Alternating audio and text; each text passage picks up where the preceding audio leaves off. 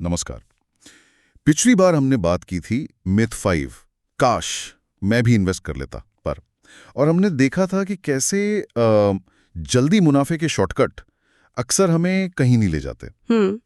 आज हम एक और ऐसी जाल पर बात करेंगे जो शायद उससे भी ज्यादा आम है। सोचिए आप किसी पार्टी में हैं और आपका एक दोस्त बड़े उत्साह से बताता है कि कैसे उसने एक स्टॉक से मतलब 6 महीने में अपनी इन्वेस्टमेंट डबल कर ली। अच्छा। तुरंत कान खड़े हो जाते हैं ना। हाँ। और मुंह से निकलता है, भाई कोई बढ़िया टिप दे। हाँ, ये बहुत होता है। बस यहीं से आज की मिथक का जन्म होता है। मिथ 6 मेरे दोस्त ने सजेस्ट किया था। ये दिमाग का एक बड़ा ही दिलचस्प खेल है। देखिए, हम इसे सिर्फ भरोसा नहीं कह सकते। इसके पीछे एक दिमागी झुकाव काम करता है जिसे सोशल प्रूफ कहते हैं। Social proof? हाँ। जब हम किसी अपने को, खासकर एक दोस्त को, सफल होते देखते हैं तो हमारा दिमाग एक शॉर्टकट लेता है। वो मान लेता है कि अगर ये तरीका दोस्त के लिए काम कर गया तो मेरे लिए भी करेगा। हम उसकी रिसर्च, उसकी समझ या उसके लक पर सवाल नहीं उठाते, बस नतीजा देखते हैं। सही बात है। और हम ये भी तो भूल जाते हैं कि शायद हमारे और हमारे दोस्त के मतलब लक्ष्य बिल्कुल अलग हों। बिल्कुल। हो सकता है उसे 5 साल में घर के लिए डाउन पेमेंट जमा करना हो और मेरा लक्ष्य 20 साल बाद रिटायरमेंट का हो। सही। तो उसका वो हॉट स्टॉक जो शायद बहुत ज्यादा रिस्की हो, मेरे लॉन्ग टर्म पोर्टफोलियो के लिए तो वो जहर बराबर हो सकता है। उसकी रिस्क लेने की क्षमता भी तो मुझसे ज्यादा हो सकती है। बिल्कुल।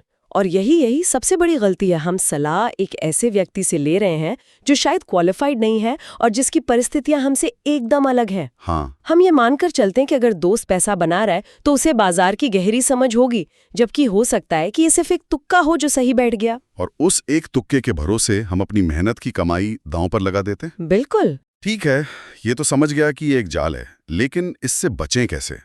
अब कोई दोस्त खुद आकर कोई टिप दे तो उसे मना करना भी तो मतलब अजीब लगता है। नहीं, मना नहीं करना है। कोई बीच का रास्ता है। अच्छा। रास्ता है, और वो रास्ता बातचीत में ही छिपा है। आपको मना नहीं करना, बस बातचीत की दिशा बदलनी है। दिशा बदलनी है? कैसे? टिप लेने के बजाय उनके तरीके को समझने की कोशिश कीजिए। उनसे कुछ सवाल पूछिए। जैसे आप बातों बातों में पूछ सकते हैं, अरे वाह, तू कब से कर रहा है सब? या ये वाला स्टॉक तुझे मिला कैसे? कोई खास रिसर्च की थी क्या? या ये भी पूछ सकते हैं कि कितना भरोसा है तुझे इस पर कि लंबे समय तक चलेगा? हाँ, ये तरीका बेहतर है।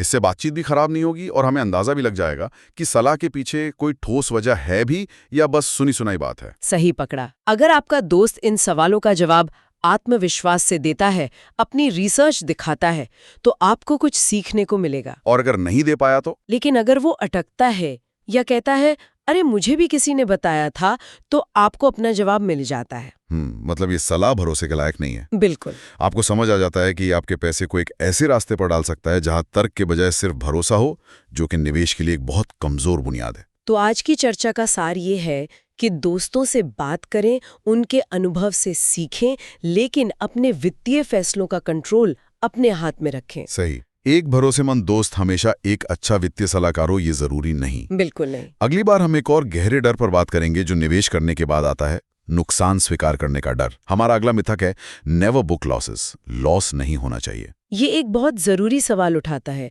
जैसा कि हमारे बड़े बुजुर्ग कहते हैं कि नुकसान कभी नहीं करना चाहिए, क्या हमें वाकई हर कीमत पर उससे बचना चाहिए? या कभी-कभी छोटा नुकसान बुक करना एक बड़े नुकसान से बचने की एक रणनीति हो सकती है।